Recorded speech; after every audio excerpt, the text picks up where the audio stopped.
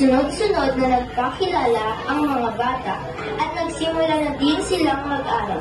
Ngunit habang natuturo si Ma'am Mirabel, dahan-dahang di nakikinig ang mga estudyante at ginagawa na lang ang kanilang gusto at nag-iingay. Mga class, ito ang bago niyong practice teacher. Alam niyo naman na wala ako ngayong araw, kaya siya muna ang inyong magiging guro ngayon. Respetuhin niyo sana siya at maging mabait habang wala ako.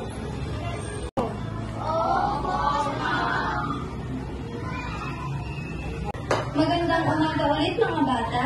Ako pala si Mirabel Castro. Pwede niyo na lang akong tawagin Ma'am Mirabel. Ngayon, kayo naman ang magpakilala para malaman ko kung sino-sino kayo. Okay lang ba iyon?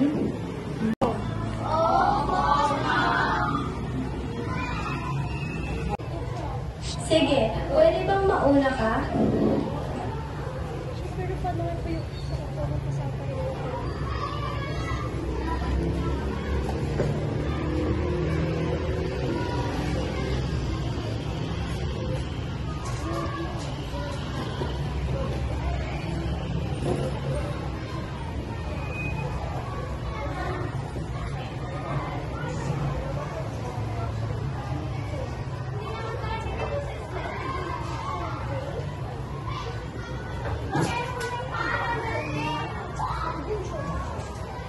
Sunod-sunod na nagkakilala ang mga bata at nagsimula na din silang mag-aral.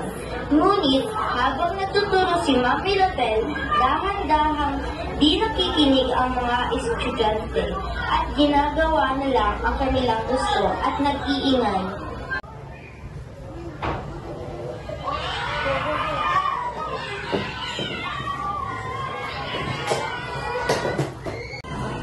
Patuloy na pinagsabihan ni Ma'am Mirabel ang mga estudyante, ngunit sila ay hindi tumatahimik.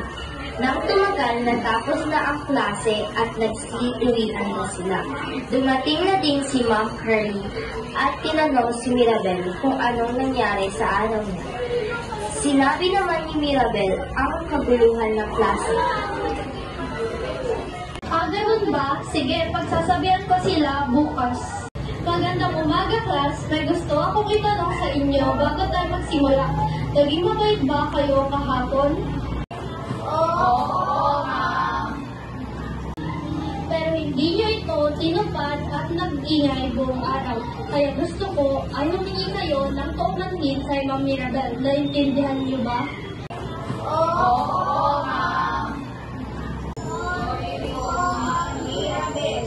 Hindi na po kami mag-iingay habang klase. Mapatawad mo po sana kami. Okay lang. Basta wag na wag yun lang uulitin.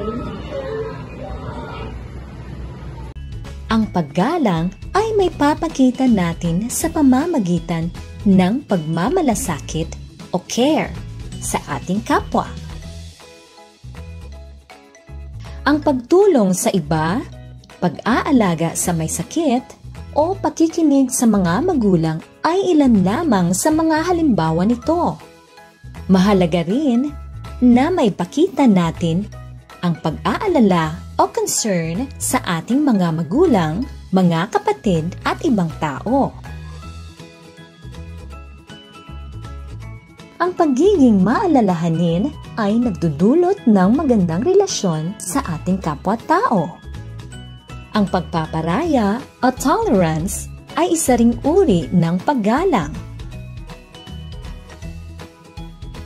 Magkaiba man ang ating kulay, pisikal na anyo, relihiyon at mga opinyon, ay dapat nating igalang ang isa't isa. At ang panghuli ay ang pagsasaalang-alang o consideration. Bago pa man gawin o sabihin ang isang bagay, dapat siguraduhin nating walang ibang taong masasaktan. Lagi nating isipin kung ito ba ay makabubuti o makasasama sa ating kapwa.